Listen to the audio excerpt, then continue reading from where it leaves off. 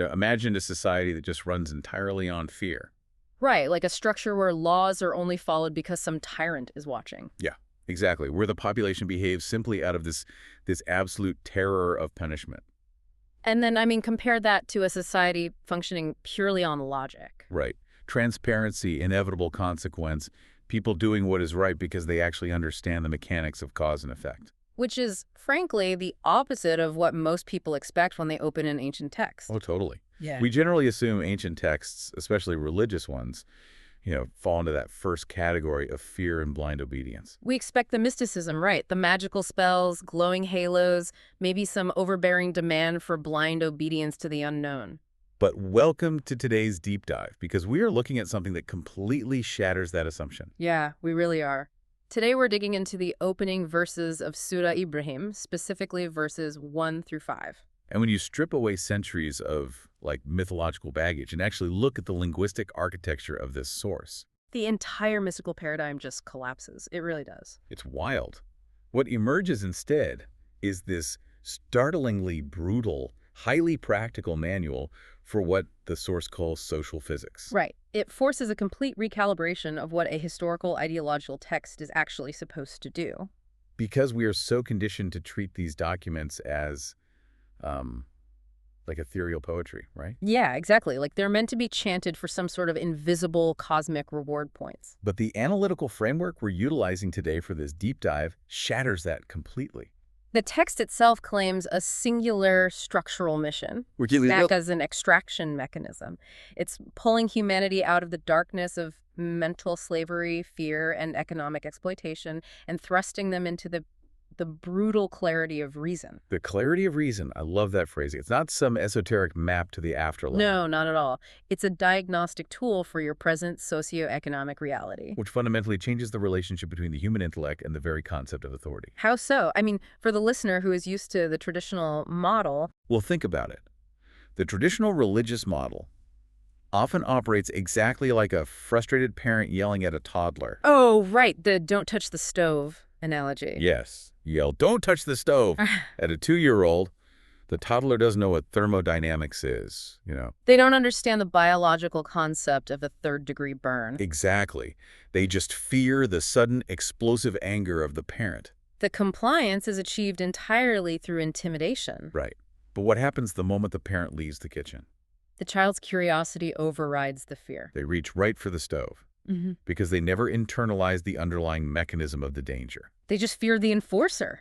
That's a perfect analogy for the psychological trap of governing a society through dogma. It's treating humans like infants. Precisely. A framework designed for a mature human intellect just cannot rely on blind obedience. It has to constantly, rigorously explain the why. If a system demands compliance without providing that intellectual rationale, it's basically insulting your intelligence. And what's fascinating about the analytical breakdown of these first 5 verses is that it presents a system that aggressively respects human rationality. It doesn't just say, do this. Right.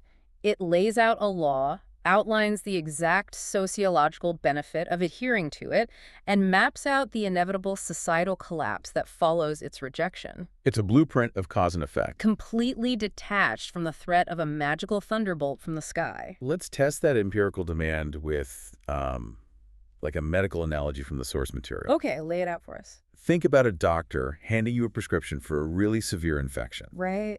The doctor explains that this specific antibiotic is going to destroy the bacteria, and your fever should break within, say, 48 hours. So you take the medication. You take the medication, 2 days pass, then a week, then a month. You are still burning up with a fever, and now you have secondary symptoms. You wouldn't just keep swallowing the pills while ignoring the thermometer. Exactly. You wouldn't pat yourself on the back for being such a loyal, obedient patient. You'd be furious. You would conclude that either the medication is completely ineffective or the doctor's initial diagnosis was just fundamentally flawed. You would demand empirical results. Yet, when we look at how societies interact with their guiding ideologies or, their rituals, that demand for empirical results just vanishes. It completely evaporates. You have entire civilizations rigorously performing their prayers, executing their fasts, following the supposed medicine to the absolute letter. But then you look at their streets and massive corruption, systemic inequality, and rampant exploitation are just dominating the society. The societal fever hasn't broken at all.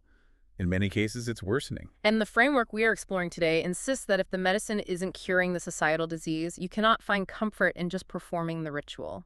The failure to produce a just, equitable society is the ultimate proof that the underlying system has either been abandoned or completely misunderstood. The results absolutely must manifest in reality. And that immediately reframes the stakes for you, the listener. Because we aren't just analyzing ancient vocabulary here. No, we are looking for the actual tools to strip away the masks worn by modern institutions. I mean, we live in an era of overwhelming information, right? Yeah, yet we seem to be stumbling blindly through these massive ideological echo chambers. We perform the rituals of our political tribes, we chant the slogans on social media, but the baseline exploitation remains entirely intact. So to figure out how to break that cycle, we need to look closely at how the text redefines the baseline condition of humanity. Right, the concepts of darkness and the light of reason. And the linguistic precision in the original Arabic is where the mechanics of this system really start to show their teeth. The structural grammar is incredibly deliberate. Walk us through that, the difference between darkness and light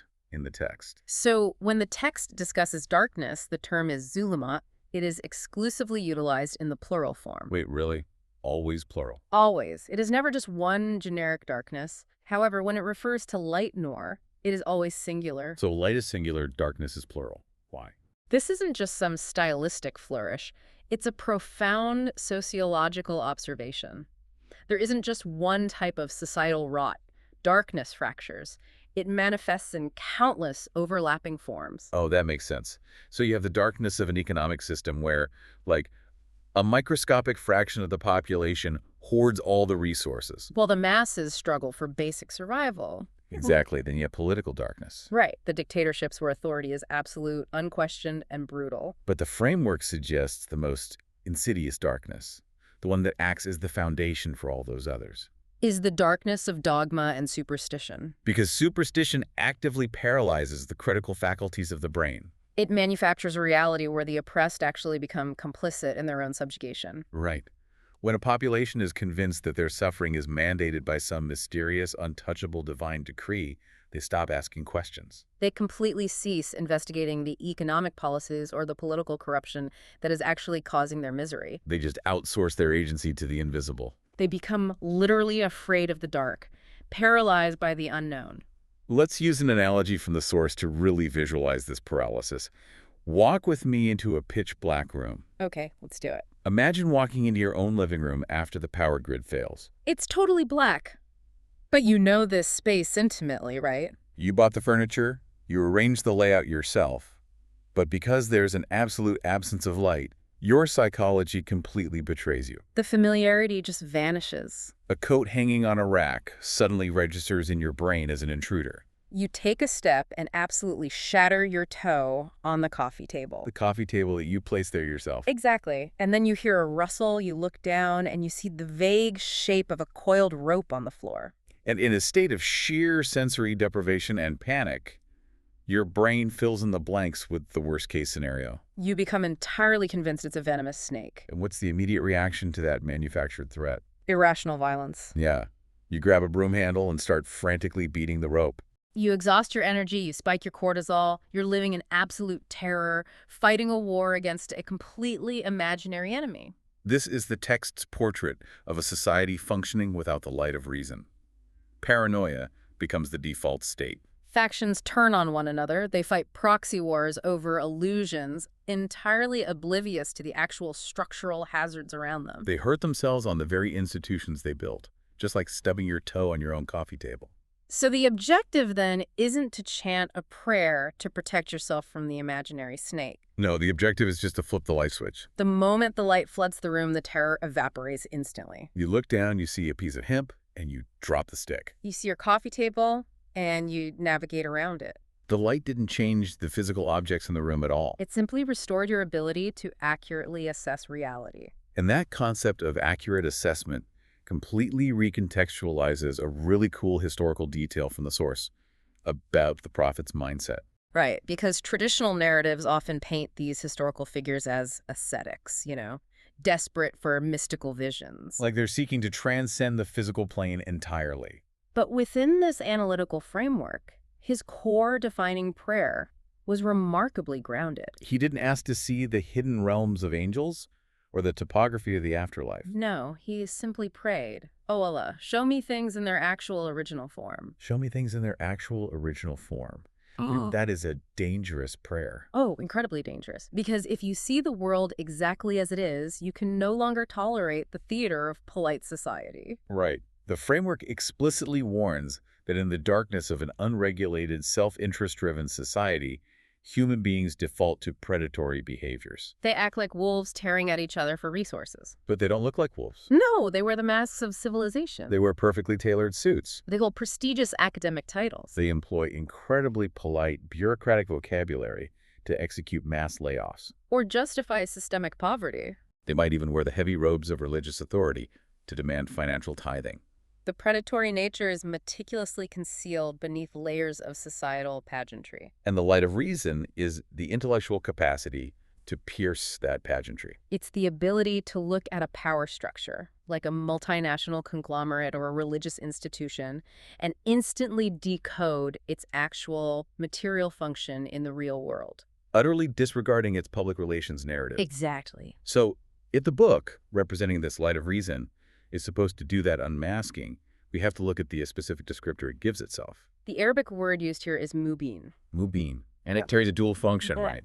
It means something that is brilliantly clear in its own essence, but it also possesses the active, outward capacity to make other obscure things clear. It functions exactly like the sun. The sun doesn't just hang in the sky as an isolated phenomenon. Its very presence illuminates the landscape, revealing the topography, the dangers, and the pathways. If the system is Mubin, it proves its own validity by how accurately it decodes the complexities of human society. Okay, but I have to play devil's advocate here for a second. Go for it. Let's say this intellectual sun is blazing in the sky. It's self-evident, it clarifies everything. Right. If that is true, why is the landscape still littered with people clutching flashlights? That's a great question. Why is there this endless, insatiable demand for gurus, spiritual middlemen, secret decoders, and elite scholars? If the sun is right there, why the obsession with a candle?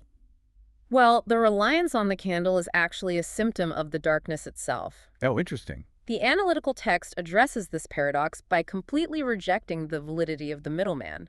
You do not need a candle to find the sun. If you have to rely on a secret incantation, an exclusive spiritual lineage, or an elite cleric to decode the truth for you, then the truth is not mubin. It's not clear. But the reason people cling to the middlemen is profoundly psychological, isn't it? Absolutely. Think about what stepping into the sunlight requires. It requires immense responsibility. It demands critical thought, the courage to challenge authority, and the heavy burden of making your own moral judgments based on empirical evidence. People want the middleman because they want to outsource the heavy lifting. Yeah, if the guru tells me what to do and it goes terribly wrong, well, the guru takes the cosmic blame. Right. I remain an innocent, obedient passenger. Precisely. The middleman is a shield against accountability. And the structural framework here shatters that shield. It forces the individual to stand directly in the glare of the sun, take stock of their socioeconomic reality, and engage their own intellect. It democratizes the truth, but in doing so, it places the absolute burden of comprehension squarely on the shoulders of the individual. Which brings us to perhaps the most massive philosophical friction point of this entire worldview. The ultimate question. If this light of reason is so fundamentally perfect, and if the divine system designed to guide humanity is so structurally sound, why doesn't it just enforce itself? Right. The text describes God as an absolute, overwhelming power. Why allow the darkness to exist at all? Why not just hardwire the human brain to always choose equity, justice, and reason? Just flip the switch for the entire species. You are poking at the fundamental paradox of theodicy and human agency here. It's the million-dollar question. The text freely acknowledges that absolute power. The capability to force humanity onto a singular, perfect trajectory totally exists. We see that deterministic perfection everywhere in the natural world, don't we? Oh, absolutely. A bee doesn't undergo an existential crisis about the morality or the structural efficiency of constructing a honeycomb. Right. A flock of geese doesn't hold a democratic vote on migration patterns. They are biologically locked into a closed loop of survival. They operate flawlessly because they have no choice. They are magnificent, perfectly functioning machines. But they are machines. Exactly. The moment you introduce choice, you introduce the potential for failure. But the text explicitly pairs absolute power with a distinct tempering attribute, right? Yes, Hakim, meaning wisdom. And the wisdom lies in the recognition that for humanity to operate rationally, they must possess free will. Reason is not a biological instinct. It is an active, conscious process of evaluating variables and making an intentional choice. If a system forces you to be equitable, you aren't exercising justice. You're simply executing a program. So the capacity to act like a predator, the capacity to exploit and hoard, is basically the required collateral damage for the possibility of actual chosen morality. You cannot have a saint without the mathematical possibility of a tyrant. Wow. The system provides the optimal parameters. It lays out the light of reason. It maps the consequences of ignoring it. But it structurally refuses to force compliance. Because forced compliance destroys the very human potential it was designed to cultivate. It requires an active, empirical mastery of the environment. Think about the sun again. The sun can break over the horizon, annihilating the night. The light is absolute. It is everywhere. But if you are lying in bed and you actively choose to pull the heavy blankets over your head, and you squeeze your eyelids shut with all your strength, you remain entirely in the dark. the sun functioned perfectly. The system provided the exact conditions for vision. But the mechanics of sight require the individual to actively open their eyes. You cannot be passively enlightened by osmosis. And opening your eyes is merely the prerequisite. The text demands that you use that vision to actively organize the world around you. Which brings us to the linguistic mechanics of how that organization is actually supposed to occur. Right. The text utilizes highly specific terminology to describe the structure of a functional life, specifically the phrase subul as-salam. Which is often kind of weakly translated as paths of peace. Very weakly. But the breakdown of the word subul versus the word sirat is where the social physics becomes super visible. Okay, because in common translation, they both just mean path, right? Yeah, but the architectural difference is massive. Subul refers to the smaller, localized path. Like the side streets, the individual lanes, the specific trajectories of daily mechanics. Contrast that with sirat, particularly sirat mustaqim, which represents the massive, overarching, unbending superhighway. Human life is not a monolith. Yeah. It is heavily compartmentalized. You have your economic subul, how you generate capital, how you trade, how you consume. You have your domestic subul, the power dynamics within your household, how you raise your children. You have your political and communal lanes. And the framework insists that you cannot treat these lanes as isolated realities. The ultimate objective is for every single one of these localized lanes to be regulated by the light of reason, so that they run parallel and eventually merge seamlessly onto the main highway, the Sirat. You can't operate a corrupt, predatory business in your economic lane from 9 to 5 and then merge onto the highway of a just, equitable society on the weekend. The physics just don't allow it. A poisoned tributary eventually poisons the main river. The lanes have to be aligned, and when they do align, the source refers to them as the paths of salam. Let's dismantle the traditional understanding of peace here, because it is one of the most misunderstood concepts in the modern lexicon. When modern society envisions peace, it usually envisions a void. Yeah, it envisions the cessation of noise, the absence of conflict, this state of passive rest. The analytical framework uses a brilliant comparative to expose the flaw in that thinking. Consider a stone resting at the bottom of a dry well. Okay, a stone in a well. That stone is entirely secure. It doesn't suffer from anxiety. It doesn't face economic pressure. It can't contract a virus. It won't experience heartbreak. It is perfectly safe. But it is safe because it is a negative, inert object. It possesses zero potential. A rock isn't peaceful. It's just dead weight. Exactly. True salam is the exact opposite of inert safety. It is a fiercely positive, dynamic state. It describes a condition where an individual or a society is actively fulfilling its maximum human potential. Intellectually, scientifically, and socially, while being systemically secure from the threat of exploitation. It is an environment where your creativity and your labor can flourish without the looming terror that a more powerful entity is just going to suddenly devour your resources. It is the piece of a functioning engine, not the piece of a graveyard. That is such a powerful distinction.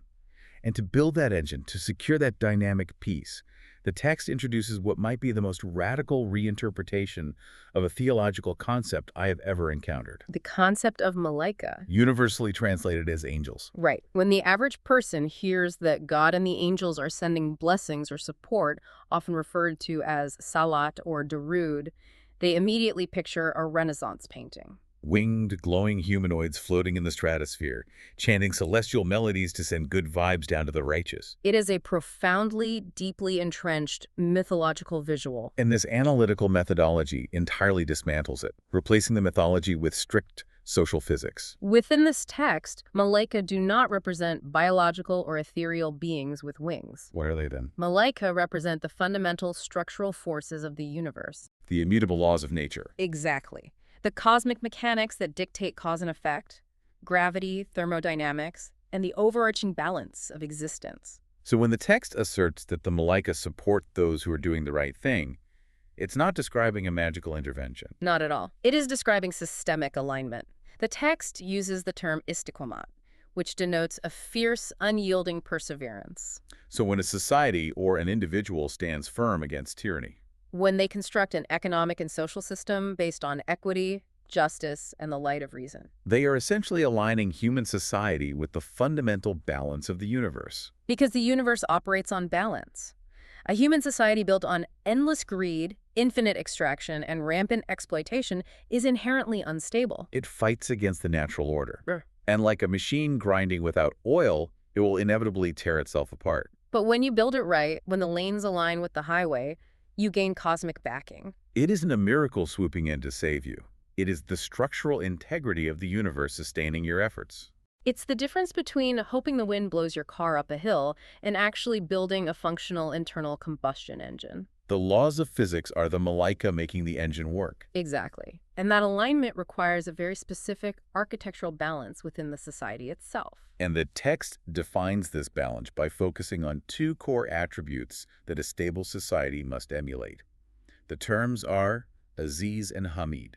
Understanding the interplay between these two forces is the absolute key to grasping the social physics of this entire philosophy. Let's lay out the definitions for you. Aziz represents absolute power. It is dominance, unbending authority, strict enforcement, and sheer uncompromising strength. Hamid, conversely, represents that which is praiseworthy. It is aesthetic balance, beauty, softness, mercy, and nourishment. On paper, these sound like mutually exclusive states of being. I mean, how can an entity or a society be entirely dominant and perfectly soft simultaneously? They appear contradictory only if you isolate them. The framework insists that separating them guarantees catastrophe. Okay, let's examine the extreme of pure Aziz. Imagine a state apparatus that embodies nothing but power and dominance.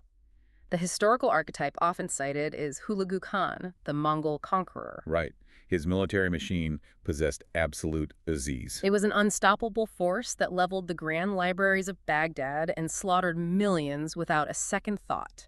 Power entirely devoid of Hamid, without mercy, beauty, or justice, is simply a sociopathic meat grinder. It is tyranny in its purest form. So the natural modern reaction is to swing the pendulum completely in the opposite direction. We want a society of pure Hamid. You want absolute tolerance, infinite softness, endless mercy, and aesthetic beauty. But we want to dismantle the authority and the enforcement mechanisms. We want to defang the system entirely. And the framework provides a devastating visual analogy to explain why pure Hamid is equally doomed. The rose and the thorn. Walk us through this. Consider the architecture of a rose. The petal of the rose is the ultimate biological expression of Hamid. It's delicate, soft, visually stunning, and geometrically perfect. It provides aesthetic nourishment. But if that rosebush consisted only of soft petals, it wouldn't survive a single night in the wild. It would be instantly devoured by grazing herbivores or trampled into the mud by passing animals. The beauty is a vulnerability. That is profound. Which is precisely why the exact same life force, the exact same biological system that produces the velvet petal, simultaneously produces the sharp, rigid, piercing thorn. The thorn is Aziz. It is aggressive, dangerous, and unyielding. It exists for one singular purpose: to violently deter anything that threatens the delicate balance of the petal. The rose cannot exist in a hostile environment without the thorn. And this maps directly onto what the text calls Nizam-e-Rubaiyat, a societal system of universal nourishment. You cannot run a functional, just society on pure love and good intentions. Why? Because the wolves in civilized clothing are still out there. Predators exist. Monopolists exist. Exploiters who view the vulnerable as nothing more than a resource to be consumed, they exist. If your society only embodies softness, those predators will feast. Therefore, a truly just system requires the terrifying thorn of absolute, uncompromising law. It requires the Aziz of state authority to ruthlessly prosecute corruption, to dismantle monopolies, and to protect the vulnerable. The social physics here dictate a very cold equation. Without the power of enforcement, justice is just a pleasant theory debated in academic circles. It has no material reality. But without justice and aesthetic balance, power is just a brutal boot on the neck of humanity. You absolutely must cultivate the thorn to protect the rose. Without power, justice is a pleasant theory. Without justice, power is a boot on the neck. Man, if a society fails to strike that balance, if they let the wolves run wild, the text doesn't just vaguely threaten them with bad karma. No, it maps out the exact anatomy of their collapse. It introduces the law of requital, a strict sociological cause and effect. It breaks down the deterioration of a society that rejects the light into 3 highly specific, observable stages. This acts as a diagnostic manual for a dying civilization. The entities driving this collapse are termed the kafirin, those who actively cover up or reject the truth. Stage 1 of this collapse is identified by the symptom of Hayat-ud-Dunya. What does that mean in practice? Well, Hayat-ud-Dunya translates roughly to the life of the immediate lower world. But in application, it describes a massive psychological shift in a society. It is the moment a culture decides that short-term, material, physical extraction is vastly more important than long-term stability or higher human values. It is the absolute triumph of the immediate gratification economy. It is the mindset that prioritizes a quarterly corporate profit report over the ecological survival of the habitat. Or the physical health of the working class. Exactly. It is the CEO who knowingly dumps toxic runoff into a river to save 3% on overhead, boosting their immediate stock valuation. Entirely indifferent to the cancer clusters that are going to emerge a decade later. In stage 1, the moral compass of the society is entirely rewired. What is right is entirely replaced by what is profitable right now. Human dignity is downgraded to a depreciating asset. Once that short-term extraction mindset becomes the dominant culture, the society inevitably slides into stage 2. The text describes this as putting up walls or blocking the path. Right. The individuals who successfully capitalized on stage 1, the ones who hoarded the resources, realize they have to protect their newly acquired dominance. They can't allow a free, rational market to exist because someone smarter or more efficient might replace them. So they build fortresses. It is the universal psychology of monopoly. We see it on the micro scale. A local gang violently enforcing a protection racket on a city block, preventing any independent commerce from surviving. But it scales up to the macro level perfectly. Massive industrial conglomerates utilize immense lobbying power to rewrite tax codes and regulatory laws, creating artificial barriers to entry that are impossible for a startup to overcome. They patent life-saving medicine and inflate the price by 10,000%, literally putting up a wall between a sick population and the cure. They block the subtle, the lanes of progress, ensuring that all societal wealth funnels exclusively upward into their own reservoirs. They want the entire highway converted into their own private toll road. Stage 3. Stage 3 is where the true terror of this analysis reveals itself. Because stage 1 and 2 are obvious, right? Yeah, you can see the toxic sludge in the river. You can see the price of the medicine skyrocketing. But stage 3 operates entirely in the shadows. The term used is iwaja, which translates to a subtle twist, a barely perceptible deviation. Iwaja is the ultimate weapon of the exploiter class because it co-opts the very language of resistance. The entities controlling the monopolies realize that relying solely on brute force or obvious oppression is highly dangerous. Oppression breeds resentment, resentment breeds rebellion, and rebellion threatens the monopoly. So they deploy a much more sophisticated strategy. They infiltrate the ideological, political, and religious leadership. Let's map out exactly how this mechanism works, because it's both brilliant and horrifying. Yeah. Imagine you are driving a massive truck across a treacherous desert landscape. Okay, I'm driving. You need to reach an oasis city to survive. You ask a guide for directions. If that guide is an obvious enemy, he might tell you to put the truck in reverse and drive back into the wasteland. And my intellect would instantly recognize the lie, and I would reject his guidance. Exactly. A smart exploiter never tells you to drive backward. A smart exploiter accesses your navigation system and shifts the target coordinate by exactly 1 degree. Just 1 degree. For the first 100 miles, you don't notice a thing. The terrain looks correct, the sun is at the right angle, you feel completely confident that you are heading toward salvation. But the mathematics of a 1-degree deviation over a 1,000-mile journey are absolute. By the time you run out of fuel, you aren't at the oasis. You are stranded in the deepest, most lethal part of the wilderness. Completely exhausted, with no resources left to fight back. You engineered your own demise while believing you were following the right path. That is the exact societal function of Iwaja. Corrupted leadership does not tell the masses to abandon justice or to stop believing in a higher power. They maintain the exact vocabulary of faith. They stand on pulpits and stages and speak passionately about peace, morality, prayer, and divine will, but they subtly twist the definitions of those words to serve the monopoly. Give me a concrete example of how they twist a word. Let's take the concept of patience, or saber. Okay. In the original structural framework, patience is an active, militant perseverance against injustice. It means holding the line in a battle, refusing to retreat when fighting an exploitative system. It is highly dynamic. But the leaders employing Iwaja redefine it. They tell the impoverished, overworked masses that patience means silently enduring your exploitation in this life. Accepting your poverty as a divine test. And waiting passively for a spectacular reward in the afterlife. They turn a weapon of resistance into a tranquilizer. Exactly. They redefine prayer from a communal organizing mechanism meant to synchronize the society for social action into a mere physical gymnastics routine that you perform in total isolation. The masses spend all their energy performing the rituals perfectly, walking the 1-degree deviated path, completely exhausting themselves. But the socioeconomic reality never changes. The exploiters maintain total control, and the population is too tired and spiritually pacified to ever challenge the walls built in Stage 2. If the forces of regression are that sophisticated, if they can hijack the very language of truth, how is the original message supposed to survive? How does the system ensure the manual doesn't just get turned into another tranquilizer? That brings us to the delivery mechanism described in the text, Lisani Kwamihi, which translates to sending the message in the language of the people. Now, the superficial reading of Lisani Kwamihi is merely linguistic translation. It implies that a messenger to the Arabs spoke Arabic, a messenger to the Romans spoke Latin, and so forth. But this analytical framework rejects that shallow interpretation entirely. Language is not just a collection of phonetic sounds. It is the entire cultural, psychological, and intellectual wavelength of a specific demographic at a specific point in time. It's the difference between hearing words and actually comprehending data. Let's use an analogy. Imagine you are applying for a highly technical, high-stakes position at a foreign embassy. Okay. The job requires you to negotiate complex trade treaties and understand nuanced geopolitical threats.